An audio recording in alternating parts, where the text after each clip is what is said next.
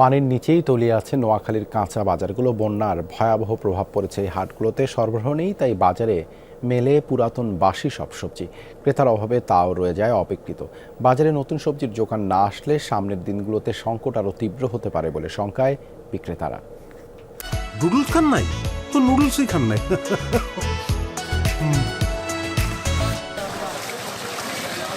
নোয়াখালী সদরের চৌমোহনী বাজার গেল কদিন থেকেই পানিতে পড়ছে এসব সবজি। উজানের পানিতে জলবন্দি গোটা জেলা। এর প্রভাব পড়েছে কাঁচা বাজারগুলোতে। জীবন বাঁচাতেই এখন হিমশিম অবস্থা মানুষের, তাই খা খা করছে সব নিত্যপণ্যের বাজার।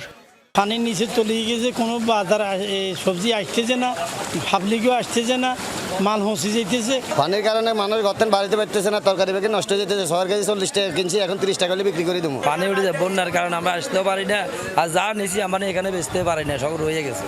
সড়কগুলো হাঁটু পানির নিচে, যোগাযোগ বিচ্ছিন্ন থাকায় আড়তগুলোতে নেই নতুন সবজির যোগান। তাই বাজারে মিলছে 4-5 দিনের পুরনো পটল, কুমড়া, পেঁপের মতো কয়েক পদের সবজি। নামমাত্র দামেও তা আর বিকয় না, ময়লার ভাগাড়ই হয় শেষ আশ্রয়। দৈনিক 40-50 টাকা সবজি আসতো, এখন আজকে 2 দিন সবজি রপ্তানি বন্ধ হয়ে গেছে, সবজি আসতেছে না।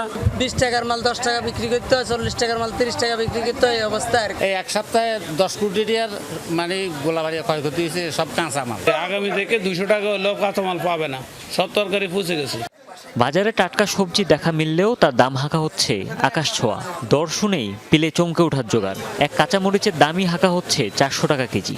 যেটা ভালো সবজি এটার দাম বেশি, আর কাঁচা মরিচের অতিরিক্ত দাম বেশি, 400 টাকা কেজি যেটা ভালোটা।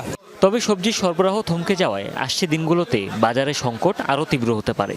এ নিয়ে উদ্বিগ্নে আড়তদার থেকে শুরু করে ক্রেতা বিক্রেতা সবাই। হুমায়ুন রশিদ, যমুনা নিউজ।